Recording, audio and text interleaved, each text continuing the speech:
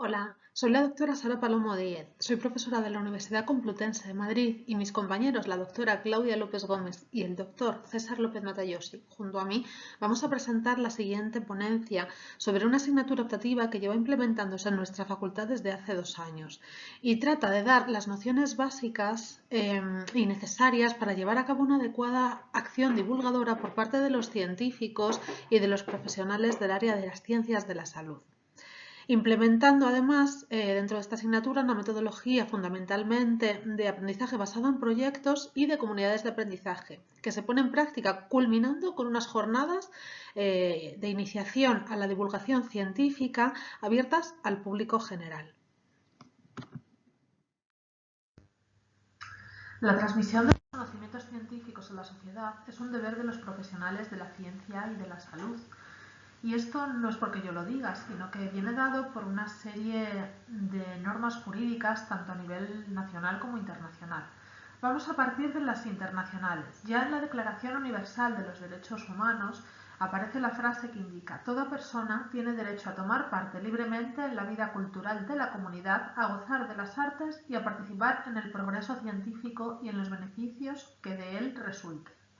Esto nos viene a decir que de forma internacional ya se obliga de alguna forma que los estados promuevan esta divulgación para hacer partícipes de la ciencia a toda la sociedad. Pero también a nivel europeo encontramos la Carta Europea de Derechos y Libertades y concretamente la sección tercera, artículo 280, se nos indica que para garantizar el derecho a la cultura, la Unión trabajará en la mejora del conocimiento y la difusión de la cultura, entendiendo también como los progresos en ciencia parte de esa cultura. Finalmente, a nivel nacional, ya dentro de lo que es la Constitución española, se nos indica que los poderes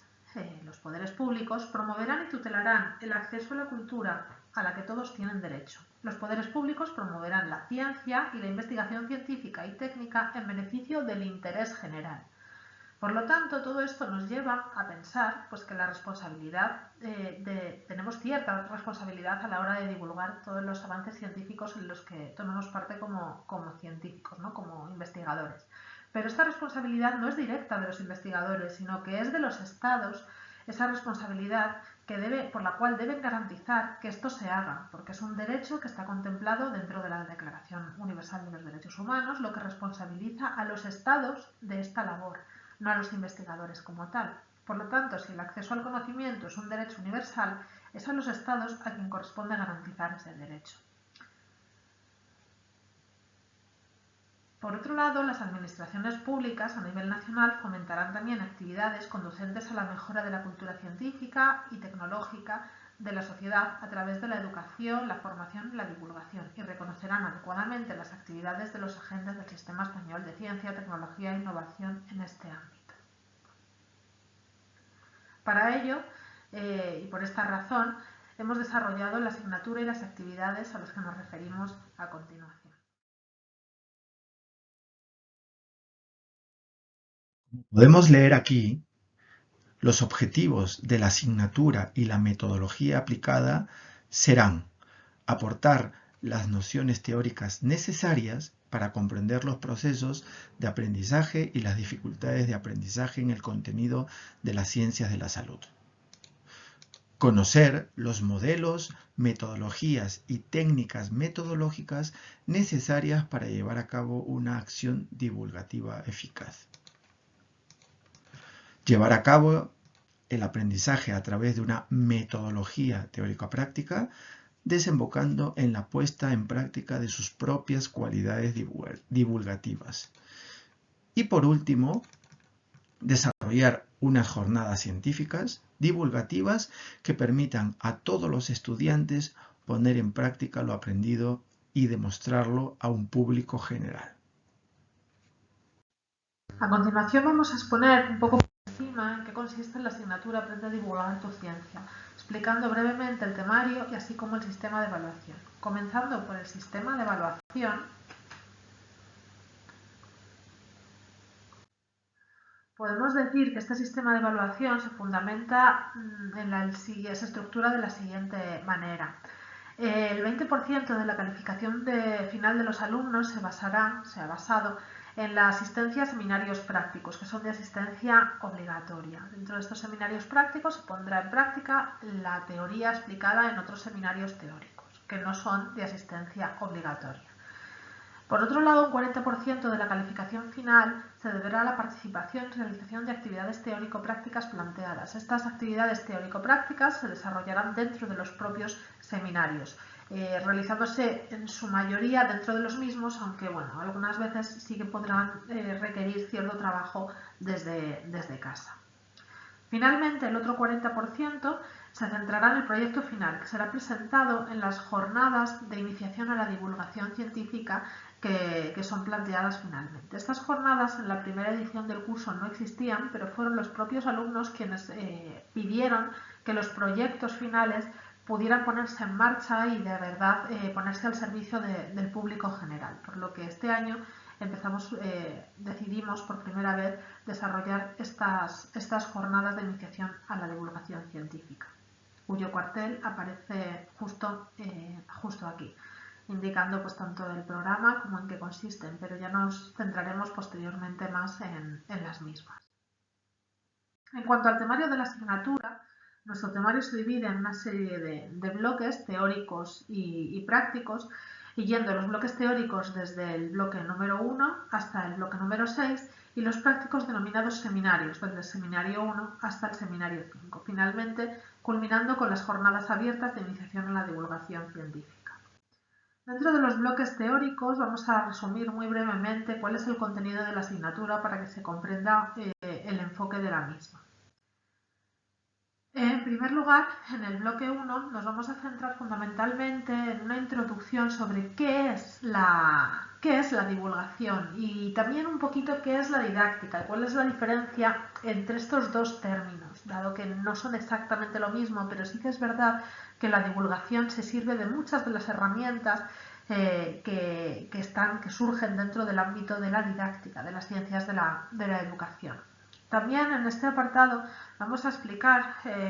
por qué tenemos que divulgar, ¿no? Ya lo hemos explicado al comienzo de la presentación, cuál es nuestra obligación como científicos de dar a conocer a la sociedad las investigaciones en las que trabajamos. No solamente investigaciones a nivel científico, sino también investigaciones que puedan tener, sobre todo en nuestro ámbito, en el ámbito de las ciencias de la salud, que tengan más repercusión directamente para la salud de la población o de los individuos. También además se va a tratar un poco de las diferentes formas de divulgar que van a ir pues desde los clásicos versiones impresas, publicaciones en revista, en libro, etcétera, por revistas de divulgación, a otros tipos de formato que van desde la televisión o el audio, incluso en la actualidad mediante podcast, etcétera, a las diferentes redes sociales de las que nos podemos beneficiar en la actualidad, desde Instagram, Facebook o otras plataformas como YouTube, TikTok, Twitter, etc.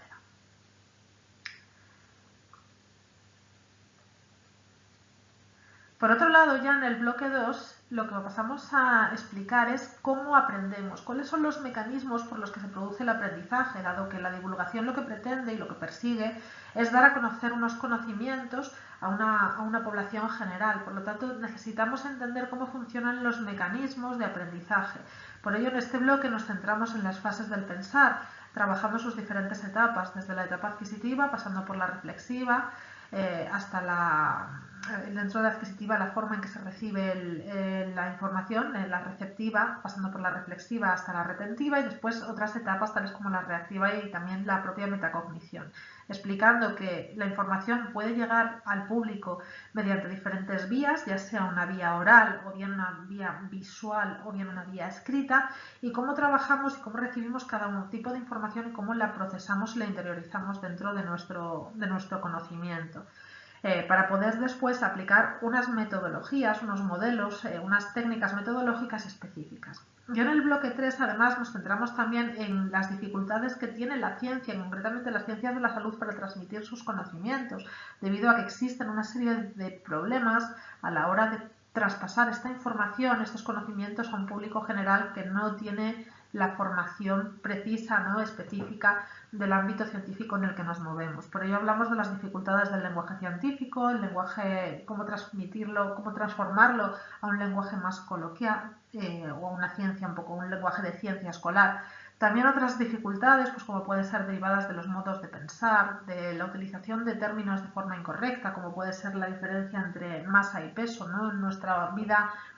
diaria no utilizamos los términos de masa y peso de la misma forma que se utilizan en el mundo científico, ¿no? Cuando nosotros nos subimos a la báscula decimos que nos estamos pesando, cuando en realidad lo que estamos haciendo es medir la masa, ¿no? Conceptos de este tipo que pueden variar, o bien, por ejemplo, los conceptos de respiración o intercambio de gases que no es lo mismo como lo entendemos en un ámbito científico, ya que la respiración se entiende más como el proceso metabólico a nivel celular, a nivel mitocondrial, y no tanto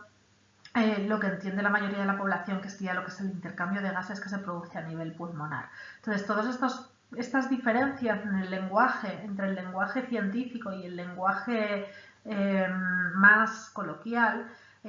hacen que muchas veces la comunicación pueda ser dificultosa, ¿no? y más difusa, más complicada. Entonces, en este bloque 3 se trabaja un poco sobre todos estos problemas, otros problemas como puede ser el paso a un pensamiento más formal, un pensamiento más abstracto, sobre muchos conceptos, por ejemplo, relativos a la biología molecular, conceptos sobre cuestiones que no son tangibles, no son fáciles de visualizar, ¿no? Entonces, ver un poco toda esta problemática que plantea el estudio de cuestiones relativas a la investigación científica. Ya en el bloque 4 nos vamos a centrar en otras cuestiones y es la aplicación de determinados modelos, diferentes metodologías y técnicas didácticas o metodológicas de la didáctica y de la divulgación en el ámbito científico, en este caso en las ciencias de la salud. En función del aprendizaje, de las dificultades que hemos visto y las formas en que se aprende, pues hemos visto que se pueden aplicar diferentes modelos, ¿no? Desde un modelo de transmisión-recepción puro mediante la transmisión oral, por ejemplo, pero también otros métodos más experimentales como el aprendizaje por descubrimiento, por indagación, siempre basándonos sobre todo en modelos constructivistas que permitan a las personas, al individuo, adquirir el conocimiento basándose en los conocimientos previos que ya tienen, indagando sobre los conocimientos previos, pudiendo hacer modificaciones si esos conocimientos previos son erróneos y en el caso de que sean correctos, siempre ligando los nuevos conocimientos a los que ya tiene la persona de forma previa, ¿no? Entonces, bueno, se trabaja un poco sobre todos estos modelos didácticos, luego nos centramos en diferentes metodologías didácticas y otras técnicas metodológicas. Ya en el bloque 5 se profundiza sobre técnicas metodológicas concretas como el aprendizaje basado en proyectos, como la gamificación, la aplicación de juegos para llevar a cabo el aprendizaje o también el desarrollo pues, de otro tipo de metodologías como puede ser el aprendizaje servicio, dando un servicio a una comunidad concreta, el aprendizaje en comunidades de aprendizaje, en grupo, trabajo colaborativo, cooperativo, también incluso hemos hablado un poco de lo que son las clases invertidas, actividades fuera del aula, actividades en museo, en el exterior, etc. Entonces, mostrando un poco la gran variedad de metodologías que se pueden aplicar para transmitir ciencia. Finalmente, en el bloque 6, el último bloque teórico de la asignatura, lo que se habla ya es de cuestiones relativas a la divulgación científica, pues utilizando, por ejemplo, las herramientas TIC, las tecnologías de la información y la comunicación. También nos profundizamos un poco más en cuestiones relativas más concretas, ¿no? Como la utilización de bibliografía, la forma adecuada de llevar a cabo la bibliografía, las citas, etcétera. También el diseño de pósters científicos, el diseño de infografías y diferentes técnicas de comunicación, ya técnicas mucho más concretas. En cuanto a los seminarios prácticos, van siempre intercalados con los teóricos, de modo que en cada uno de ellos se trabaja de forma práctica la teoría vista en la clase correspondiente. Por ejemplo, en el primer seminario lo que llevamos a cabo fue el estudio del proceso de aprendizaje utilizando diferentes formatos de información, desde un formato escrito, un artículo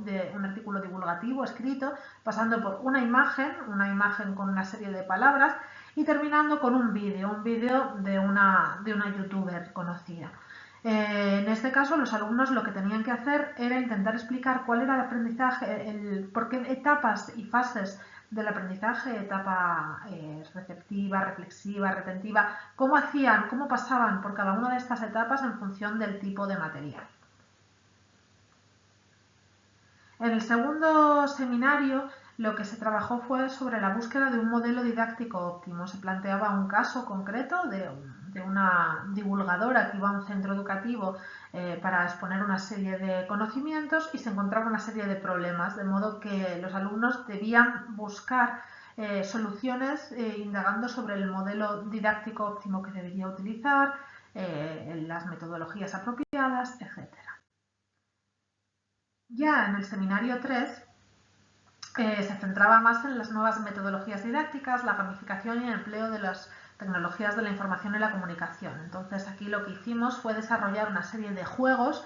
tanto con la utilización de TICs, como es el caso del Kahoot u otras herramientas de desarrollo de juegos para el aprendizaje, pero también el desarrollo de juegos sin la utilización de esas TICs, como podría ser el desarrollo de un escape room, una gincana, una búsqueda del tesoro, siempre ligado al aprendizaje de conocimientos científicos relacionados con las ciencias de la salud.